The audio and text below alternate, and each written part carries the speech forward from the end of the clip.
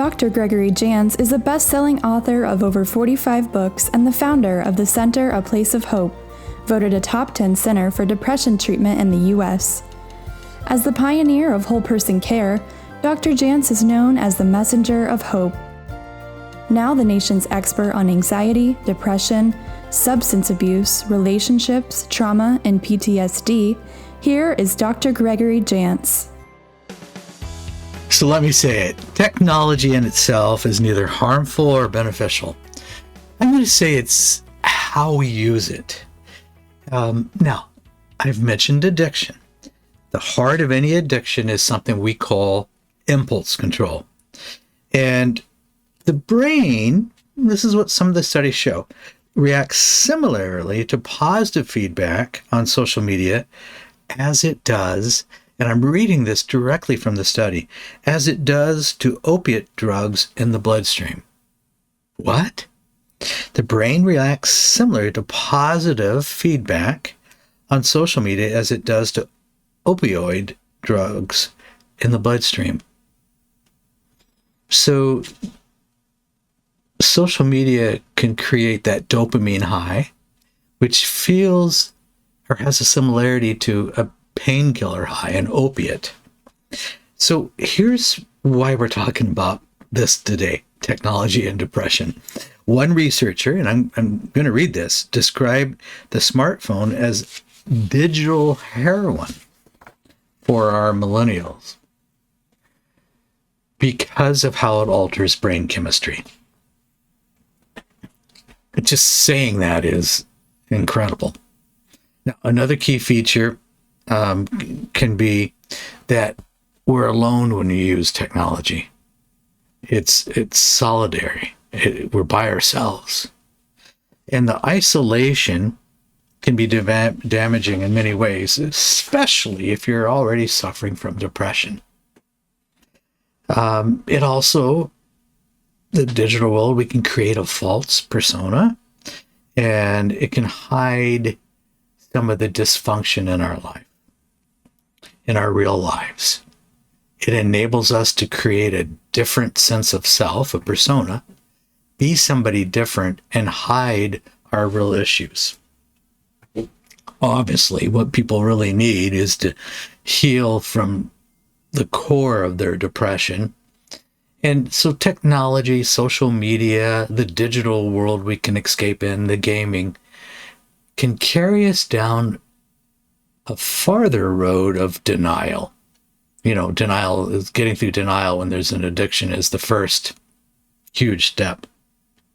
Okay, how do we limit our technology use? I just want to share 6 ways. My sharing today is more for contemplation.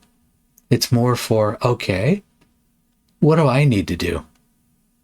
And by the way, a personal example was technology was the last thing that I was exposing my brain to before going to sleep.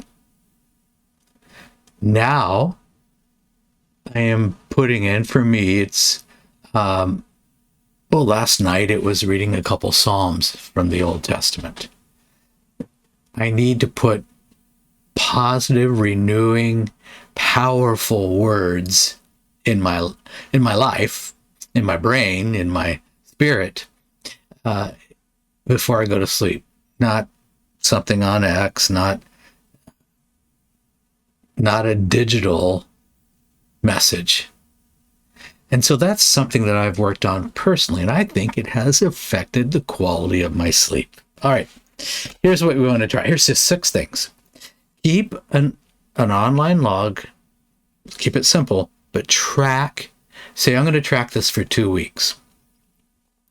You can use your timer on your device. It'll get a good idea, and you kind of got to get into practice of doing this a little bit.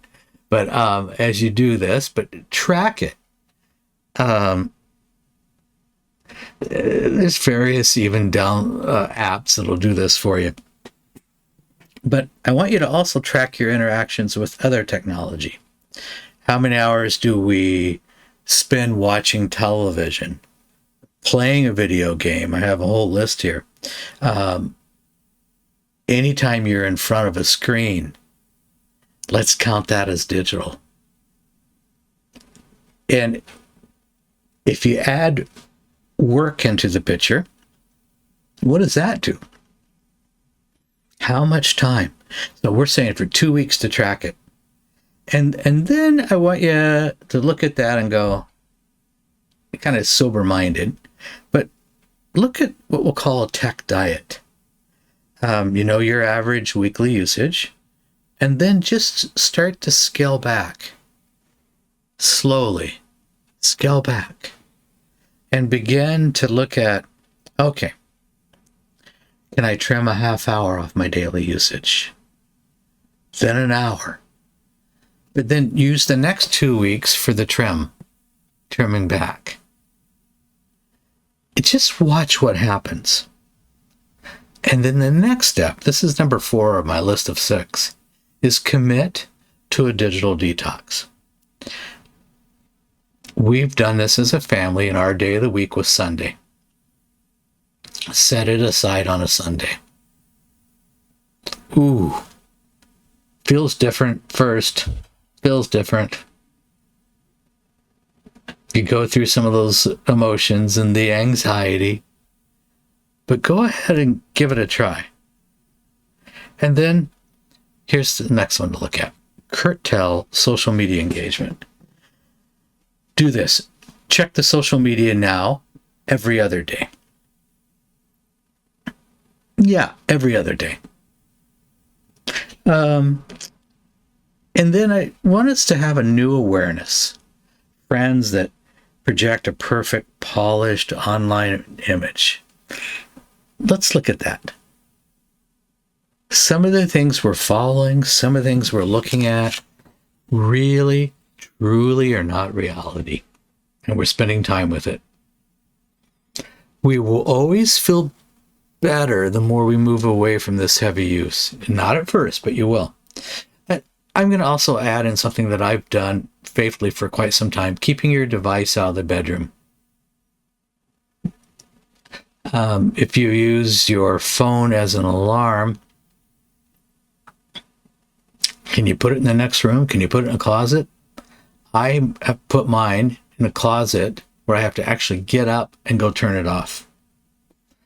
I want us to begin to develop good restorative sleep. And I want you to look at the bedroom, and I want all the little lights out of the room. I want a really dark room. Rebuild technology, a device, just knowing it's in the room that you can roll over and look at, can be disruptive. So let's look at that. All right.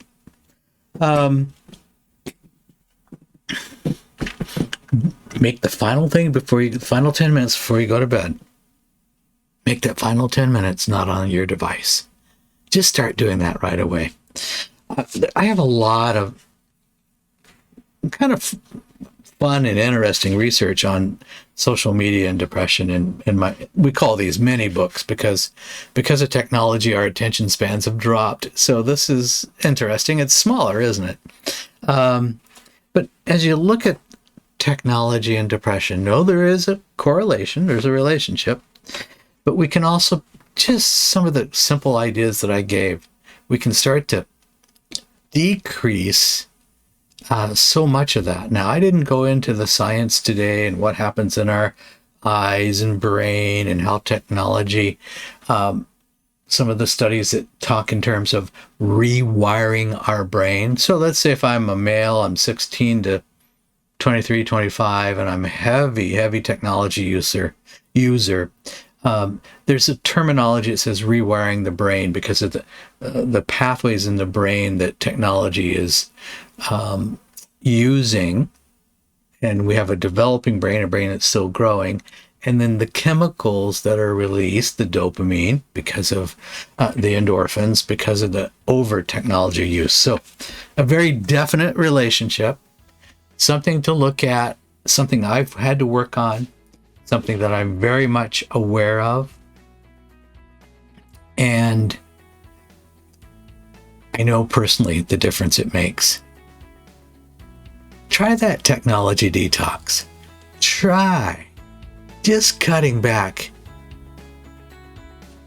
It does make a difference, and you will feel better. All right. There's hope for our technology use.